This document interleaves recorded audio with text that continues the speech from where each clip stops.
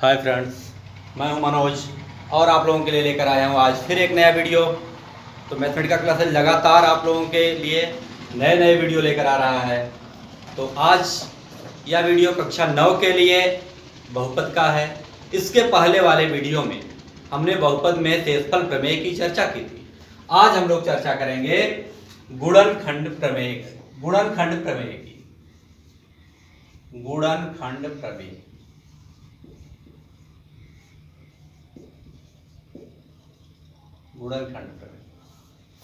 अब देखिए, गुणनखंड प्रमेय क्या है। आपने पिछला जो प्रमेय पढ़ा था उस प्रमेय में, शेषफल प्रमेय में हमने कहा था कि px अगर कोई बहुपद हो और उसमें x माइनस a से भाग दी जाए तो शेष pa बचता है। लेकिन जब गुणनखंड प्रमेय की बात करते हैं तो गुणनखंड प्रमेय का सबसे पहले कथन जान लीजिए क्या है। गुणनखंड प्रमेय, इसका कथन यह है कि यदि px कोई बहुपद हो, यदि px कोई बहुपद हो, यदि px कोई बहुपद हो, a कोई वास्तविक संख्या हो,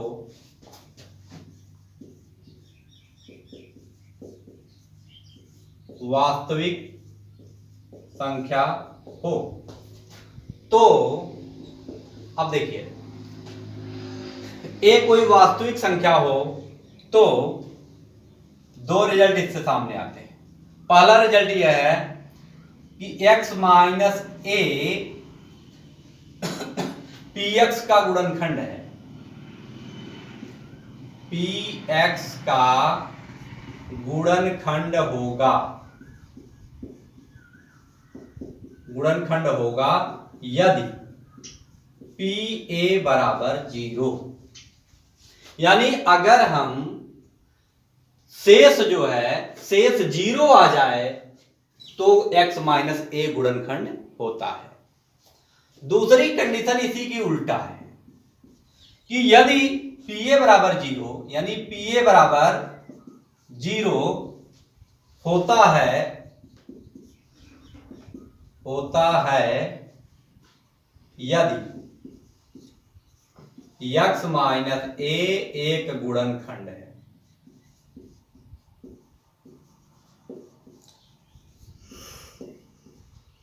यानी जो आपकी यह प्रमेय है, इस प्रमेय में का कथन इस प्रकार है कि यदि px कोई बहुपद हो, a कोई वास्तविक संख्या हो, तो x माइनस a गुणनखंड कहलाता है यदि pa यानी a रख देने पर उस बहुपद का मान 0 हो जाए। या यूं कह सकते हैं कि उस बहुपद का जो शेषफल प्रमेय से शेष निकालते हैं, अगर वह शेष 0 हो गया तो x माइनस a गुणनखंड है। अगर शेष 0 नहीं है या 0 नहीं होगा तो यह x माइनस a गुणनखंड भी नहीं होगा। दूसरी बात यह है कि अगर x माइनस a गुणनखंड है तो शेष 0 होगा ही। तो चलिए हम लोग सिद्ध करते हैं। उपपत्ति,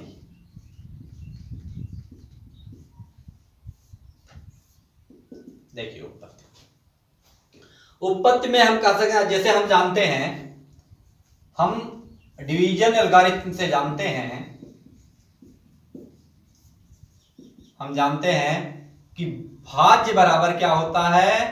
भाज्य बराबर भाजक गुणे भागफल धन शेष, यह हम जानते हैं। तो चलिए, अगर यहां पर तो शेष क्या है, भाज्य को किससे लिखा जाता है। भाज्य जो है वही आपकी px है जिसमें भाग दिया जाए। भाजक माने जिससे भाग दिया जाए x माइनस a। भागफल कोसेंट जिसको हम q से डिनोट करते हैं, तो हम q x में मान लेते हैं टर्म में। कोई भागफल क्या आया वो मान लीजिए q आया। और शेष जो है वह शेष को pa कहते हैं। pa जिसको r से भी रिप्रेजेंट किया जाता है, तो r से रिप्रेजेंट करेंगे तो r को ही यहां पर हमने r बराबर pa होता है, r बराबर pa होता है, जैसा कि हमने शेषफल प्रमेय में पढ़ा है। अब यहां पर यदि a बराबर, यदि pa का मान क्या हो जाए, pa बराबर 0 हो जाए, यदि पी ए बराबर, हमने इसी में कहा कि x minus A P x का एक गुणनखंड होगा यदि पी ए बराबर 0। तो पी ए बराबर 0 रख के देखा जाए इसमें कि क्या x माइनस ए गुणनखंड हो रहा है। तो पी ए बराबर अगर 0 रख देंगे तो अब क्या हो जाएगा, पी एक्स बराबर x माइनस ए गुणे क्यू एक्स प्लस 0। अब देखिए यहां पर क्या, पी एक्स जो भाज्य था उसको x माइनस ए गुणे क्यू एक्स के रूप में व्यक्त हो गया कि नहीं, इसके अलावा कुछ भी नहीं बचा, यानी दो गुणनखंडों के रूप में टूट गया। तो यहां से क्या स्पष्ट हो गया, इंप्लाइज दैट x माइनस ए गुणनखंड है, x माइनस ए एक गुणनखंड है। यही तो आपको सिद्ध करना था कि x minus A P x का गुणनखंड होगा यदि पी ए बराबर 0। तो हमने पी ए बराबर 0 रख लिया इस डिवाइजन एल्गोरिथम में। जो भाज बराबर भाज्य गुणे भागफल धन शेष जो करते हैं, इसमें जब हमने पी ए का मान 0 रखा तो हमारा x माइनस ए को इसका गुणनखंड प्राप्त हो गया। यही हमको सिद्ध करना था। अब दूसरी बात पर आते हैं। दूसरी बात यह है कि यदि x minus A P x का गुणनखंड है, पी एक्स का गुणनखंड है, देखिए पी एक्स का गुणनखंड है, अगर गुणनखंड है तो पी एक्स बराबर क्या होगा, अगर x minus A P x का गुणनखंड है तो पी एक्स बराबर x माइनस ए गुणे कोई ऐसी संख्या होगी जिसकी गुणा करने x माइनस ए में गुणा करने पर px आता होगा। क्योंकि ये कह दिया हमने कि x माइनस ए गुणनखंड है। जैसे क्या है, अगर हम लिख दें कि 20 बराबर 20 का 5 गुणनखंड है तो 5 में 4 की गुणा करेंगे तब ना 20 आएगा। अगर मान लीजिए 100 कोई संख्या है x या 100 मान लेते हैं, 100 का एक गुणनखंड हमने कह दिया 5 है, एक गुणनखंड 5 है, तो निश्चित रूप से कोई एक और संख्या होगी जिसकी इसमें गुणा करने पर 100 आता होगा, जैसे यहां पर 20 है। तो इसी प्रकार से अगर x माइनस ए हमने एक गुणनखंड कह दिया तो इसका मतलब क्या है, इसका मतलब यह है कि x माइनस ए में कोई एक संख्या और है जिसकी गुणा करने पर px आता है, और वह संख्या हम मान लेते हैं gx। ये मान लीजिए हमने उस संख्या को मान लिया gx या qx, यहां पर qx है। तो अगर ये qx दूसरी संख्या हो गई तो यहां पर देख लीजिए कि जब यह गुणनखंड कह दिया गया तो यहां इसका मतलब शेष नहीं बच रहा है। इससे क्या इंप्लाइज होता है, यह इंप्लाइज करता है कि पीए का मान क्या है, पीए बराबर 0। क्योंकि यहां तुलना कर लीजिए, आपने लिखा है कि भाज्य बराबर भाज्य गुणे भागफल धन शेष, या फार्मूला आपका पीएक्स बराबर x माइनस ए क्यूएक्स प्लस पीए। तो जब अगर गुणनखंड हो गया तो आपका px किसके बराबर हो, px तो इसी के बराबर हो गया। इसका मतलब क्या है, इसको ऐसे भी कह सकते हैं, इतना प्लस शेष है नहीं, यानी शेष 0 हो गया। यह इंप्लाइज करेगा पीए बराबर 0। हमने तुलना कर लिया इससे और इसकी, तो यहां पर 0 मिल जाएगा। इस प्रकार से हमने गुणनखंड प्रमेय को कर लिया। चलिए गुणनखंड प्रमेय जब हो जाती है तो हम लोग आते हैं अपनी एक्सरसाइज 2.4 पर। एक्सरसाइज 2.4 के सवालों को हम लोग करते हैं। एक्सरसाइज 2.4 का जो पहला सवाल है, पहले सवाल में कह रहा है निम्न में से किस बहुपद का गुणनखंड x माइनस 1 है। यानी किसका गुणनखंड, सवाल संक्षेप में ऐसे लिख सकते हैं, किसका गुणनखंड x माइनस 1 है। और इसमें 4 सवाल दिए हैं। पहला है x cube plus x square plus x plus 1। इसका दूसरा है x power 4 plus x cube plus x square plus x plus 1। और इसका तीसरा है, तीसरे में लिखा है x to the power 4 plus 3x cube plus 3x square plus x plus 1। और चौथा है x cube minus x square, x cube minus x square minus 2 plus under root 2 x plus under root 2। ये 4 खंड दिए गए हैं। कह रहा है x माइनस 1 किसका गुणनखंड है।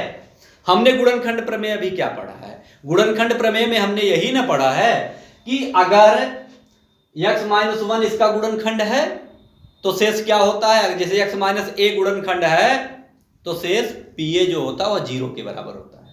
तो हम गुणनखंड इसका शेष निकाल लें। देखिए पहला सॉल्यूशन में हम कर चलते हैं और लिखते हैं इसका पहला वाला। पहले वाले में देखिए ये इसमें x-1 से भाग देने पर शेष क्या आएगा? तो यहां पर देखिए x-1 बराबर 0, तो x बराबर 1 रखने पर इसमें 1 रख दिया जाए तो शेष क्या हो जाएगा? शेष इसका आ जाएगा 1 का क्यूब प्लस 1 का स्क्वायर प्लस 1 प्लस 1 बराबर 1 धन 1 धन 1 धन 1 बराबर 4 आ गया। और यह 0 के बराबर नहीं है, यह 0 के बराबर नहीं है, इसलिए इसका गुणनखंड x-1 नहीं है, इसलिए इसका गुणनखंड x-1 नहीं है।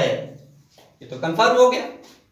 अगर पहले का नहीं है तो अब देखिए दूसरे में आप स्वतः रख लीजिएगा।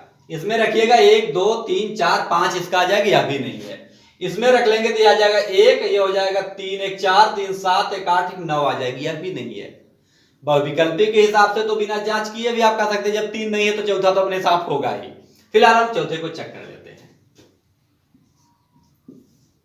देखिए तो यहां पर क्या है, x बराबर 1 रखने पर या x-1 बराबर 0, तो x बराबर 1 रखने पर इसको रख लिया जाए, किसमें? चौथे वाले में रखने जा रहे हैं। तो शेष क्या आ जाएगा? शेष आ जाएगा 1 का क्यूब माइनस 1 का स्क्वायर माइनस 2 प्लस √2, x का मान 1 प्लस √2। तो ये हो गया 1 माइनस 1 माइनस 2 माइनस √2 प्लस √2। अब देखिए सवाल में लिखा है कि 2 प्लस √2, तो x बराबर हमने 1 रख दिया तो यहां से आ गया कहां है 1, ये हो गया -1, ये -2, ये आपका हो गया माइनस √2 प्लस √2। ये तो कट गया, यह और यह कट गया, बराबर आ गया -√2।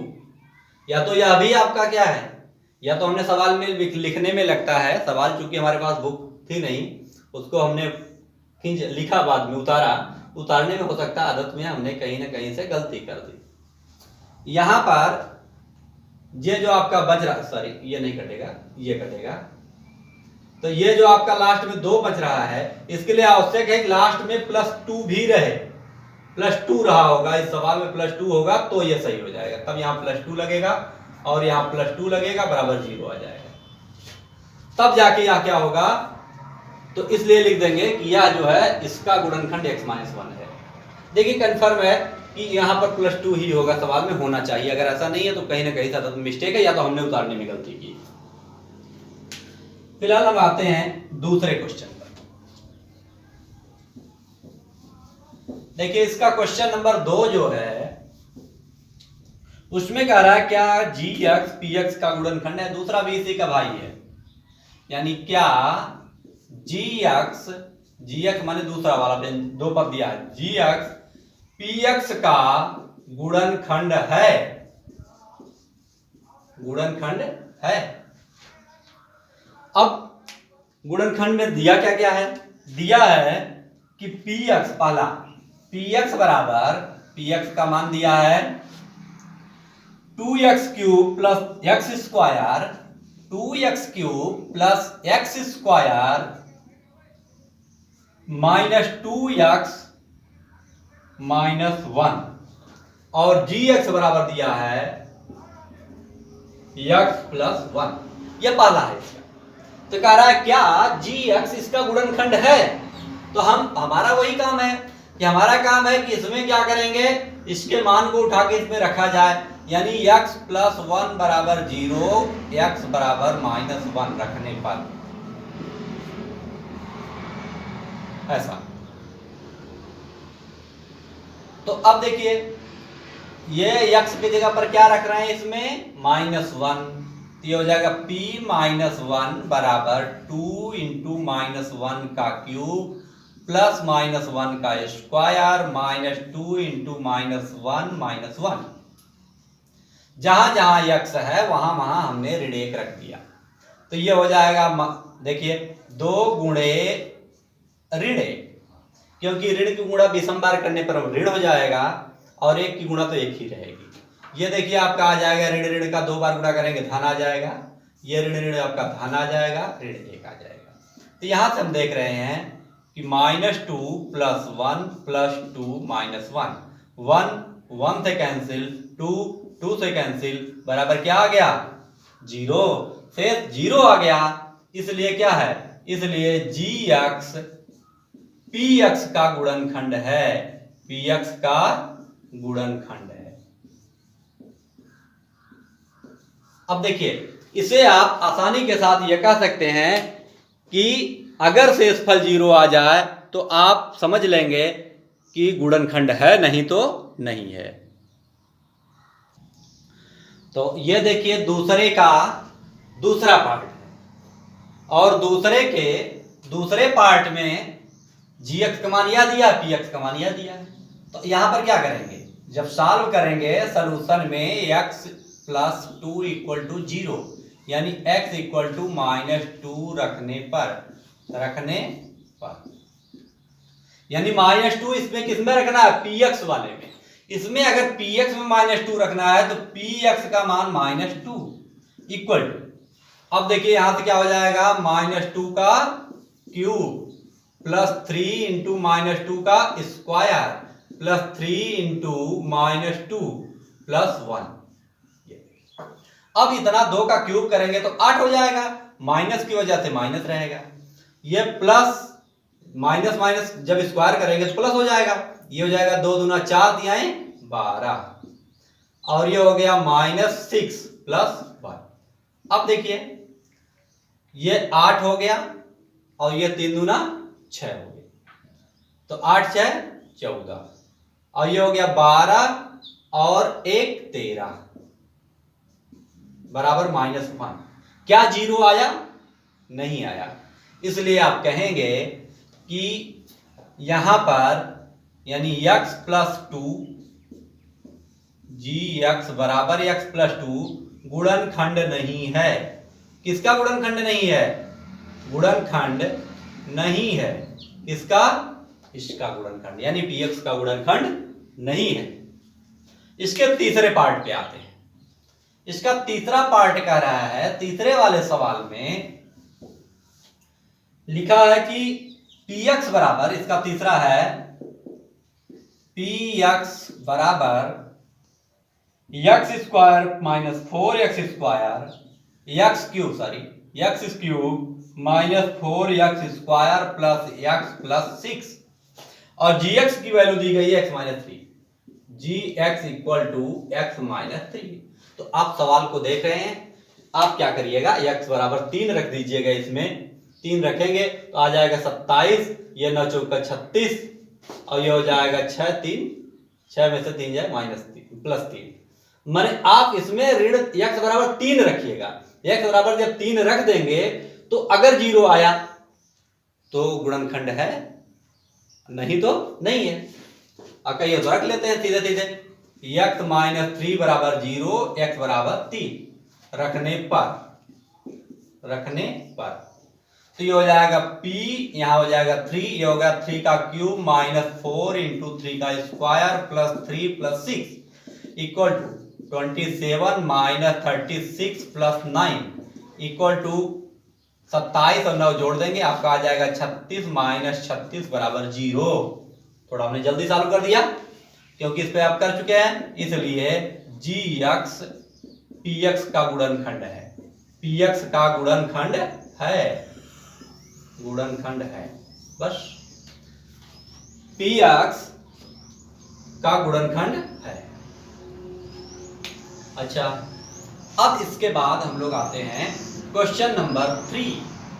क्वेश्चन नंबर 3 में देखिए, क्वेश्चन नंबर 3 में कहा है कि k का मान ज्ञात कीजिए जबकि x माइनस 1 px का गुणनखंड है। देखिए तीसरा है k का मान ज्ञात कीजिए, k का मान क्या होगा जबकि x माइनस 1 px का गुणनखंड है, px का गुणनखंड है।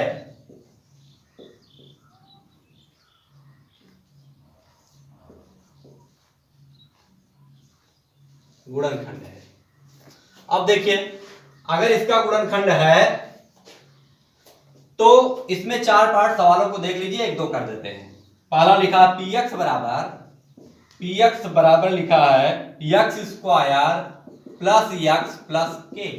इसका दूसरा वाला पार्ट है px बराबर 2x square plus kx plus under root 2। तीसरा पार्ट इसका है लिखा px बराबर kx square minus under root 2x plus 1। और चौथा पार्ट है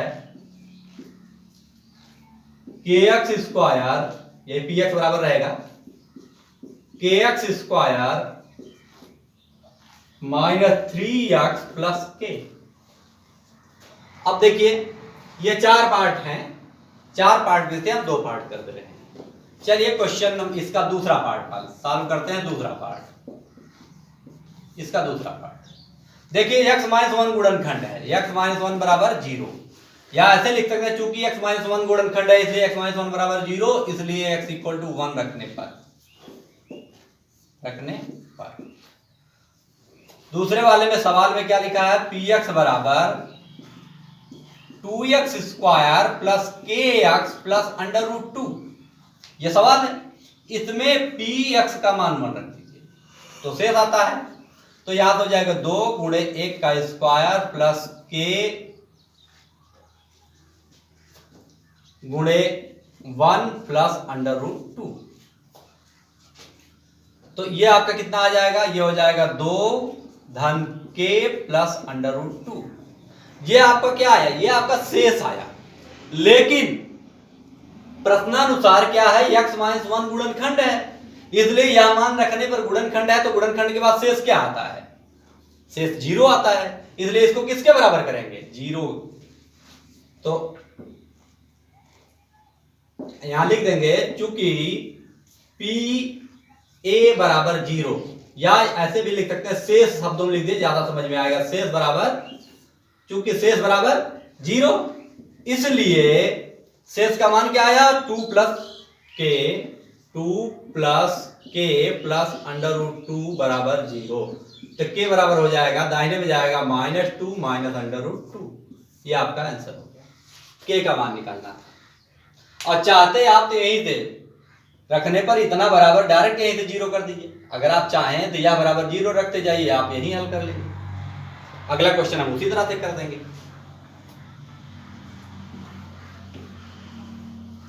चलिए आते हैं अगले क्वेश्चन पर, इसका चौथा पार्ट, चौथा हम सॉल्व करते हैं। इसमें कह रहा है, इसमें भी x माइनस 1 बराबर 0 या x बराबर 1 रखने पर आपका क्वेश्चन क्या है, क्वेश्चन है px बराबर, ये दिया गया डायरेक्ट हम इसको अब नहीं लिख रहे हैं, इसे मान रख दे रहे हैं 1, या फिर आपको आसानी होगी px बराबर kx square minus 3x plus k, ऐसा दिया है। तो शेष क्या हो जाएगा, शेष आपका p होता है, तो शेष p1 रख दीजिए। आपने लिखा ही है कि x बराबर 1 रखने पर, तो p1 बराबर हो जाएगा k इंटू 1 का square minus 3 into 1 plus k, और यह बराबर 0। क्यों, क्योंकि गुणनखंड होने पर शेष 0 होता है, ऐसा हमने पढ़ा है। तो ये हो जाएगा k minus 3 plus k equal to 0, तो 2k इक्वल टू 3 तो k इक्वल टू 3/2 आंसर। ये आप तीसरा क्वेश्चन हल कर लेंगे। जब तीसरा क्वेश्चन हो जाता है तो तीसरे के बाद हम आते हैं क्वेश्चन नंबर 4 पर। क्वेश्चन नंबर 4 हमारा इस प्रकार है। क्वेश्चन नंबर 4, चलिए 4 पे आते हैं।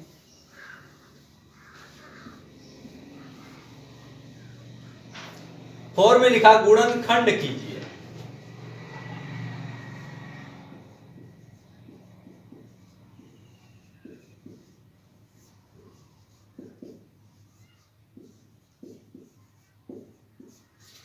गुणनखंड कीजिए। इसका पहला पार्ट है 12x square minus 7x plus 1। अब इसका गुणनखंड करना है। ध्यान दीजिए, जब भी गुणनखंड के सवाल आए तो द्विघात में अगर सवाल हो तो आप को हल करने के लिए कुछ नियम जानना पड़ता है। आप क्या करते हैं कि इस 12 और 1 की गुणा कर लीजिए। 12 गुणे 1 कितना आ गया? ये आ गया 12। इस 12 को दो भागों में, दो गुणनखंडों में ऐसे तोड़िए कि चाहे जोड़ने पर या घटाने पर ऋण 7 आ जाए। गुणा करने पर तो 12 ही रहे, 12 के दो गुणनखंड कर रहे हैं, और जोड़ने घटाने पर ऋण 7 आ जाए। तो हम क्या 12 क्या लिख सकते हैं? 4 गुणे 3। तो ये हो जाएगा। अब देखिए इसको लिख सकते हैं बराबर 12x स्क्वायर। इसी को कहते हैं मध्य पद को तोड़ना। हम देखिए क्या लिख रहे हैं, -7 की जगह लिख रहे हैं 4 धन 3 लिख दिए x। इसको ऐसे 7 को तोड़ दिया कि गुणा इस 12 और 1 के गुणनफल के बराबर आ जाए। देखिए 4 गुणे 3 12 आ जाएगा, और 4 3 7 भी रहेगा, इसलिए आपको कोई समस्या नहीं होनी चाहिए। तो यहां से हो जाएगा 12x स्क्वायर माइनस 4 गुणा x कर दीजिए 4x माइनस 3x प्लस 1। अब देख लीजिए यहां से आप लिख सकते हैं इसमें और इसमें, ध्यान से देखिए। तो गुणनखंड का जो नियम है, हम क्या करते हैं, साथ में भी पढ़े होंगे गुणनखंड करना, हल्का फुल्का आप वहां पढ़े हैं।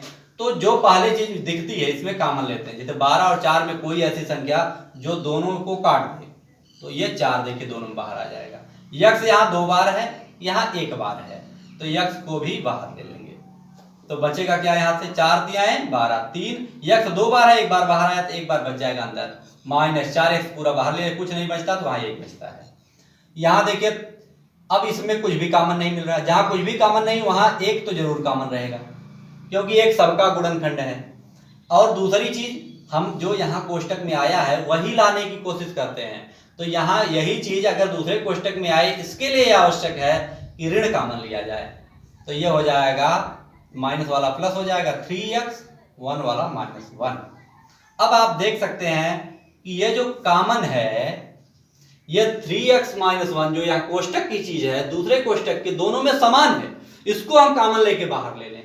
अगर इसको गुणनखंड के रूप में लिखें तो 3x माइनस 1 इतना ले लें, और दूसरे कोष्टक में कर दें 4x माइनस 1। इसका मतलब ये हुआ 3x का इसमें भी गुणा करना है, 3x का इसमें भी गुणा करना है। इस प्रकार से यह जो आया, यह आपका आंसर हो गया, यही आपका गुणनखंड है। तो मध्य पद को तोड़ करके आपने गुणनखंड करना सीख लिया। चलिए एक क्वेश्चन और करते हैं, इसका एक और करते हैं। इसमें कह रहा है अगले में, दूसरा इसका है कि 2x square plus 7x plus 3। अब देखिए, अब तो समझ गए होंगे पिछले क्वेश्चन से, यहां किसकी गुणा करेंगे, x स्क्वायर का गुणांक, यहां कांस्टेंट, दोनों की गुणा कर लीजिए। 2 गुणे क्या करेंगे 3, कितना आया 6। अब 6 को ऐसे गुणनखंड में तोड़ेंगे कि गुणा करने पर वो 6 तो बरकरार रहे, किंतु जोड़ने या घटाने पे 7 आ जाए। तो ये बराबर हो जाएगा, देखिए इसको लिख दें बराबर 6 गुणे 1, 6 1 7 हो जाएगा। तो 2x स्क्वायर प्लस 7 को लिख सकते हैं 6 प्लस 1x प्लस 3। अब यहां से लिख देंगे 2x स्क्वायर प्लस 6 गुणा x करेंगे 6x प्लस x से कम x प्लस 3।